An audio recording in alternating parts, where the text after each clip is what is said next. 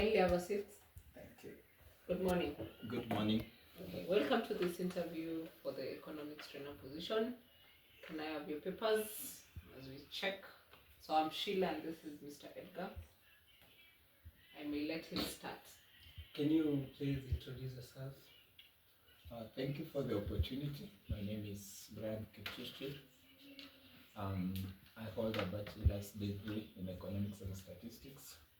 I also hold a TVET pedagogy certificate, having studied a diploma in economics. I'm a passionate economist and I've taught for 2 years in TVET. So how do you make economics engaging for students with no prior knowledge for the subject? For the students who have no prior knowledge, I integrate videos, media, audio. I also do role plays. Like an instance, I've had the students act as producers and consumers to demonstrate supply and demand. The lesson was fun and the students really enjoyed. And how do you ensure your lessons remain relevant to current economic situations? To current economic situations, we do real-time data analysis. We incorporate, we subject our learners to track the trends. For example, in inflation, unemployment, the unemployment rate in Kenya, inflation rate in Kenya, so that what we are doing is what is happening in real life scenario. What teaching methods do you commonly use?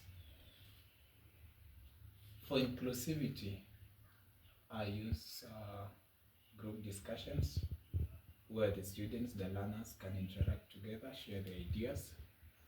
I also use charts to demonstrate concepts on data. Also use Think Big Share where students discuss in pairs and give their feedback. I also give time for students to brainstorm on ideas. And how do you assess whether students are understanding what you teach? I incorporate formative and summative assessments. Under the formative, I can be using cards, questions. Then for the summative, I can be doing end of term examinations. Also integrate presentations and role plays where the learners can act as trainers too. Okay. How would you support students who are struggling in economics? First, I identify the areas of difficulty. Then from there, I can provide them with resources to help them get the content. If need be, can have tutorials and the remedials for them. I can also have their colleagues who are good in economics support them through discussion. Do you pick for those remedials?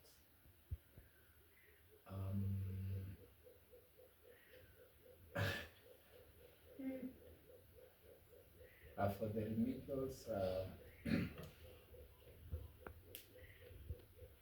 it depends on the institution. If the institution is going to pay, then well and good. But if it is not going to pay, still, I'm just passionate to help the learners to get the content. Yeah. And if I may ask, how do you use technology in your teaching? Considering that the world is really changing and using technology, PowerPoints are coming up well, being used in classrooms. That means that we use a projector to deliver the content. We can even project videos, audios for the learners to listen to them. We also have at times when we cannot meet for the physical classes, we can organize online classes through the online learning platforms like the Microsoft Teams or the Google Forums. So last question from me is, describe a situation where a lesson did not go as planned. What did you do and what did you learn?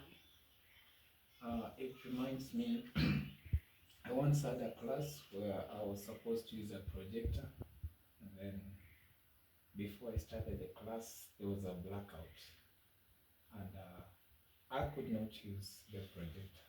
What I did is I had to use a different method to deliver content. I took the students to group discussions.